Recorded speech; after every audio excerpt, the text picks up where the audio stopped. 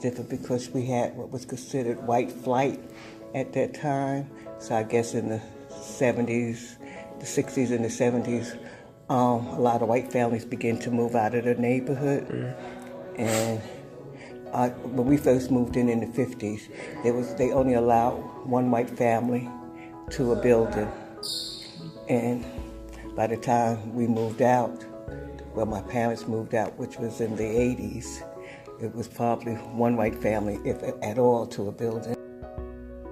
The area, the street I lived on, single family homes, driveway in between the houses. There were a mix of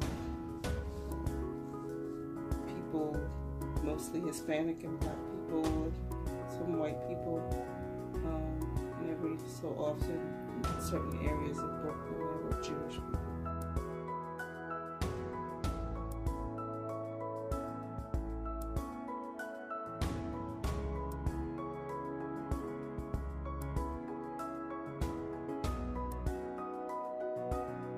Played outside. We played jump rope and volleyball. Did you have a particular favorite? Anything that I could play outside. I like playing in the lots, playing in the fields, climbing trees, baseball.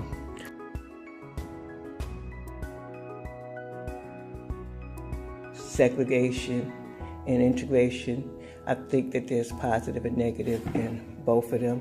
One of the things that I think that we lost with integration is a sense of community, because whether you were the doctor, the lawyer, or the carpenter, the maid, we all lived in the same community.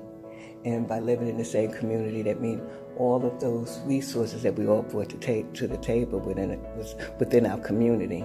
Now you'll see more times when people are able to or successful, then they can move out of the communities.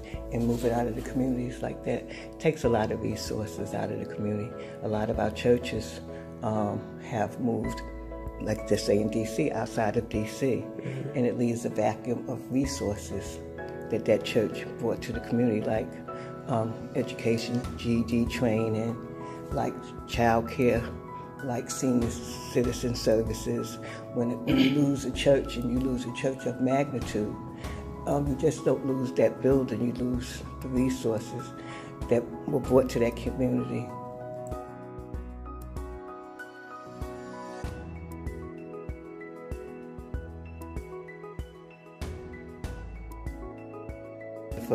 I enjoyed school a lot.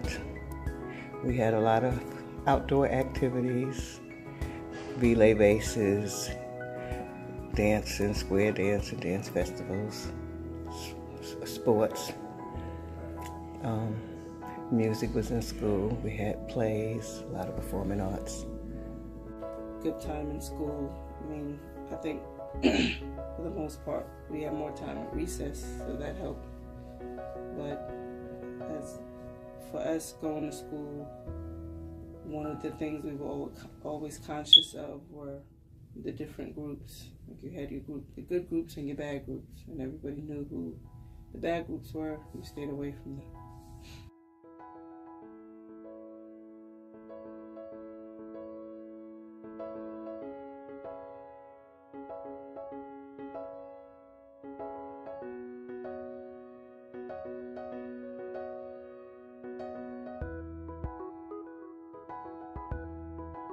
Over the years, as we've had, anniversaries, I've participated in, I'll say, major ways.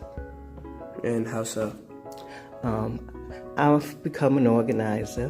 When I went to school, I wound up going to school and majoring in political science and international relations, and became a very active student organizer and very active in women's health and the women's health movement.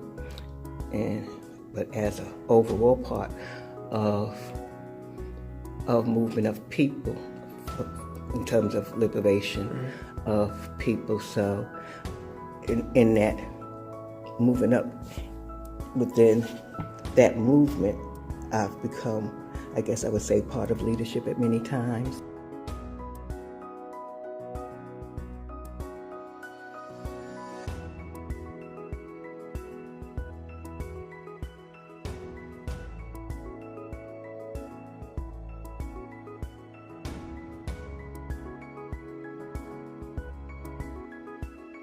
So his I Have a Dream speech is a speech that we focus on a lot. But if I was going to focus on one of his speeches, I would focus on a speech that he made after during the Vietnam War, when he is kind of titled vacant, when he broke the conspiracy of silence.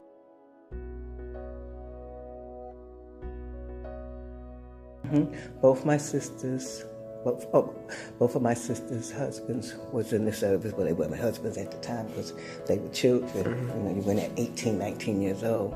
So, yes, a lot of people within, my sisters are one is 3 years older than me, one is 6 years older than me. So, they were of age at that time, the 18 and 19-year-olds.